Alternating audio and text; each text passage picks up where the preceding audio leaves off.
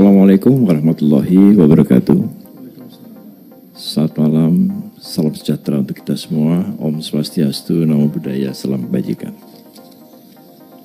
Yang terhormat pimpinan dan para anggota Komisi 2 DPR RI, yang terhormat Bapak Menteri Pan-RB beserta jajaran, dan para hadirin yang berbahagia. Puji dan syukur kehadirat Tuhan Yang Maha Esa, hari ini kami dapat bersilaturahmi pada rapat kerja dan rapat dengar pendapat antara Komisi 2 DPR RI dengan Kementerian Pan-RB dan BKN. Pada kesempatan ini kami mengucapkan terima kasih atas dukungan, saran, dan masukan dari Komisi 2 yang disampaikan selama ini. Pimpinan dan anggota Komisi 2 yang saya hormati, sesuai dengan agenda rapat pada hari ini kami akan menyampaikan mengenai pendataan tenaga non-ASN. Kami awali dengan statistik ASN pada saat ini. Kalau kita melihat statistik ASN pada saat ini, jumlah PNS ada 3,9.556.018 orang. Sedangkan PPK yang sekarang ini sudah bekerja, sudah ditetapkan nomor induknya sebesar 359.163. Dari jumlah total itu, 54%-nya adalah wanita, sedangkan 46% adalah pria. Kalau kita melihat dari sisi usia, maka yang terbesar itu adalah PNS ASN yang berusia antara 51 sampai 60 tahun. Ini bulknya, jumlahnya paling besar, 1.494.994 orang. Pendidikan ASN, kalau kita melihat SD, SMP, SMA ini juga masih banyak. Jadi dalam ASN ini, yang SD masih ada 16.329, yang SMP juga masih ada 32.563. Kemudian yang pelaksana ini juga masih besar. Jadi 38% dari total ASN kita adalah pelaksana. Jadi ini gambaran ketimpangan yang ada dalam statistik ASN kita. Berikutnya. Ini adalah sebaran untuk tenaga guru dan tenaga kesehatan yang sekarang ada. Jadi semakin gelap warnanya itu semakin banyak. Jadi kalau kita lihat tenaga guru di Jawa dan tenaga kesehatan di Jawa itu jumlahnya lebih besar. Akan tapi ini bukan berarti ketidakseimbangan. Karena kalau kita melihat jumlah yang gelap di Jawa itu melayani lebih banyak orang daripada misalnya jumlah yang terang di Papua. Kalau di Jawa ASN itu melayani satu orang ASN 50 sampai 70 orang, sedangkan di Papua hanya melayani 10 orang. Jadi ini bukan berarti ketidakseimbangan, tapi distribusi yang memang tergantung dari jumlah populasinya. Berikutnya, ini tadi sudah disampaikan oleh Pak Menteri. Jadi dari awal tenaga honorer K2 itu 648.462. Kemudian pada 2013-2014 sudah ditetapkan NIP-nya 194.830. Ini merupakan kesepakatan pemerintah dengan DPR pada waktu itu untuk menerima sepertiganya. Jadi angka itu adalah angka yang telah disepakati bersama. Di tahun 2018 masih ada sisa yang ditetapkan NIP-nya sampai tahun 2020. Jadi ada sisa tenaga honorer K2 410.010 orang. Nah kemudian pada tahun 2021 juga telah diterima tenaga honorer K2 yang mengikuti seleksi P3K guru. Jadi ada 51.492. Dari yang mengikuti itu, yang lulus passing grade-nya ada 31.050 orang. Sedangkan yang ditetapkan NIP-nya 30.001 orang. Nah, jadi sisa tenaga honorer K2 saat ini ada 378.880 orang. Berikutnya. Nah, kalau kita melihat tren pensiun dan penerimaan, maka memang pemerintah masih memegang zero growth. Tapi zero ini tidak nol persis. Jadi masih ada secara keseluruhan ASN kita masih tumbuh 2,1%. Ada tambahan 22.481 orang yang masuk dalam kurun waktu 2014 sampai 2021. Berikutnya lagi.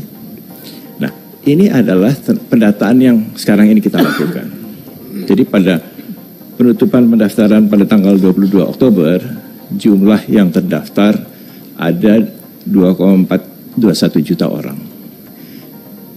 Tenaga honorer K2-nya ada 180.797 orang. Ini memang akan menjadi pertanyaan, kenapa angka 378.000 itu yang mendaftar tenaga honorer ada 180.797. Ini kami belum melakukan analisis, hanya melihat data saja. Jadi ada diskrepansi data sekitar 200.000 orang di sana. Sedangkan non-ASN ini adalah tenaga honorer yang baru yang tidak terdapat dalam database, itu jumlahnya 2.240.303. Yang melakukan pendaftaran itu 67 instansi pusat dan 533 instansi daerah. Kemudian pada tanggal 31 Oktober kami meminta penyampaian surat pertanggungjawaban mutlak setelah uji publik yang telah menyampaikan 55 instansi pusat dan 425 instansi daerah, sedangkan yang belum menyampaikan ada 112 pusat dan 108 daerah. Ini jumlahnya agak sedikit turun, 2.360.723. Berikutnya. Nah, kalau kita lihat data-data tersebut berdasarkan pendidikan, maka yang pendidikannya SD SMP itu dari data yang belum ada SPTJM-nya ada 837.262. Nah, ini kami khawatir mereka tidak ada tempatnya di dalam formasi ASN. Sedangkan yang tidak menyampaikan ijazah, jadi belum ada ijazahnya, itu tidak ada dokumen ijazahnya, ada 2.847 orang.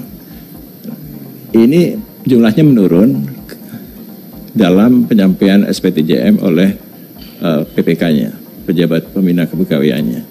Jadi untuk yang lulusan SD SMP, diploma maupun yang tidak menyampaikan ijazah turun, akan tetapi yang sarjana itu meningkat sedikit. Berikutnya. Nah, kalau berdasarkan instansi ini tadi sudah kami sampaikan, ada total 600 instansi, tapi yang menyampaikan SPTJM itu yang belum ada 120 instansi saja. Berikutnya lagi. Nah, kalau kita kelompokkan berdasarkan jabatan, maka jabatan untuk administrasi dan teknis ini masih besar jumlahnya. Ada 651.145 untuk teknis dan 747.869 untuk administrasi. Yang atas dan yang bawah ini, yang atas belum ada SPTJM-nya, yang bawah sudah ada SPTJM-nya. Jadi berubah turun sedikit, tidak begitu banyak. Berikutnya lagi. Nah, kalau kita lihat dari breakdown berdasarkan tenaga honorer K2 dan non-ASN, maka untuk pendidik itu yang masuk kategori tenaga honorer K2 ada 45.604, sedangkan yang non-ASN ada 686.858. Tenaga kesehatan ini yang tenaga honorer K2 ada 2.111, yang non-ASN ini tenaga honorer yang baru, yang non-ASN itu adalah 203.188. Untuk penyuluh, ini berbagai penyuluh, ada 2.429 untuk tenaga honorer dan 72.003 untuk non-ASN. Sedangkan teknis administrasi ini masih paling besar jumlahnya. Teknis 57.733 dan administrasi 72.251 dari tenaga honorer, dan untuk non-ASN 552.722 dan 665.824. Jadi ini jumlah yang besar untuk tenaga teknis dan administrasi. Berikutnya lagi. Nah, ini kalau kita lihat dari pendidikan dan jabatan, yang berpendidikan SLTA ke bawah itu masih besar. Sedangkan dari jabatan, administrasi dan teknisnya itu mencapai 57%. Berikutnya. Nah, dari yang mendaftar 10 instansi pusat dengan jumlah terbanyak itu yang paling banyak Kementerian Agama. Memang Kementerian Agama ini jumlah ASN-nya paling banyak di Indonesia. Jadi ada sekitar 230.000 ya, kalau tidak salah totalnya. Dan ini ada tambahan, mereka menginginkan 133.000 lagi. Jadi kalau ini tambung semua, itu jumlahnya akan menjadi 360.000. Nah, ini 10 yang terbanyak. Bawaslu nomor 10, 7.729. Sedangkan 10 instansi daerah dengan jumlah terbanyak itu yang paling atas adalah Provinsi Jawa Barat. Nah, kota Surabaya ini juga besar. Ini jadi agak lucu juga, kota Surabaya ini honorernya lebih besar dari banyak provinsi. Ada 17.736. Dan jumlah dari instansi daerah lainnya. Berikutnya.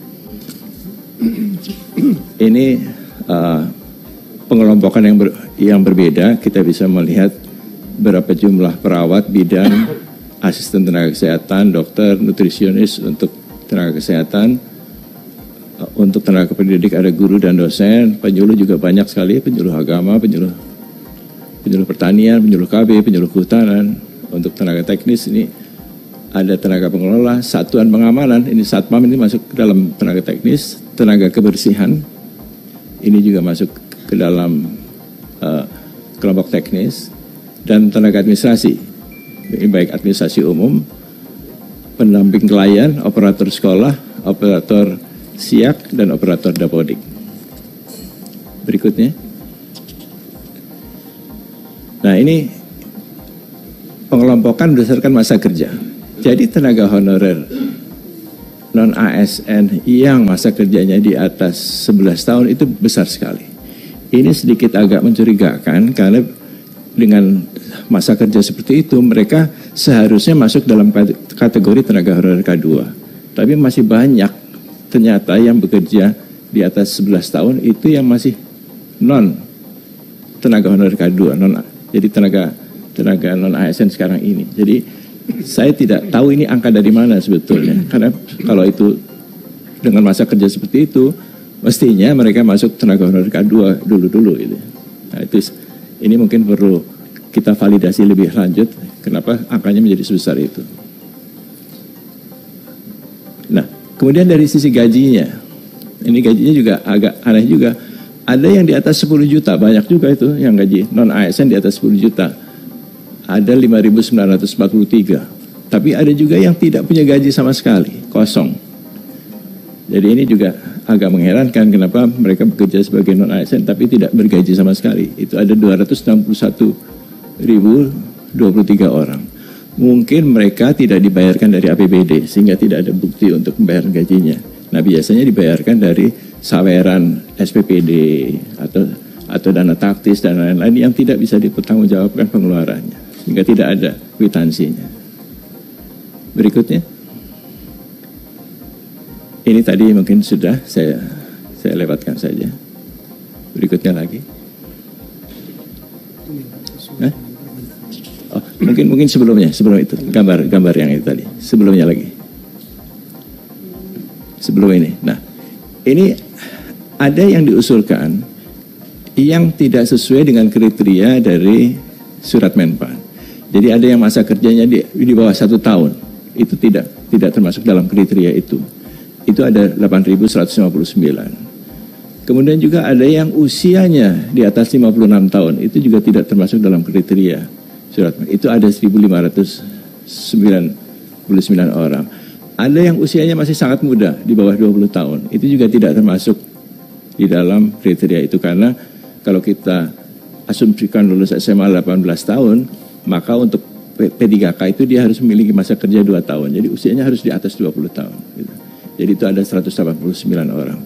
Jadi itu jumlah-jumlah kelompok-kelompok yang mungkin bisa kita hilangkan dari database ini. Berikutnya. Ini beberapa instansi yang tidak mengusulkan. Jadi di pusat ini ada 14 instansi, sedangkan di